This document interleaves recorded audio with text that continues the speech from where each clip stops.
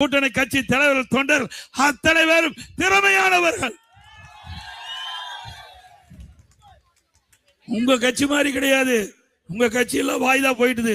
பல பேர் அண்ணா திமுக தான் மந்திரியா இருக்கிறாங்க. 8 பேர் திமுக மந்திரியா இருக்கிறாங்க.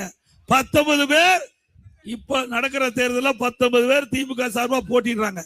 இங்கெல்லாம் செல்லாத நோட்டை எடுத்துருந்ததுலாம் அங்க பொறுக்கி வச்சுட்டு இருக்க. இப்படிப்பட்ட கட்சி வச்சுக்கிட்டு எங்களை பத்தி விமர்சனம் செய்யறார், டெல்லி பத்தி விமர்சனம் செய்யறார். அப்புறம் டெல்லி போனா எடப்பாடி பழனிசாமி டெல்லிக்கு போறாருன்னு, நான் என்ன பாகிஸ்தானுக்கா போனேன்?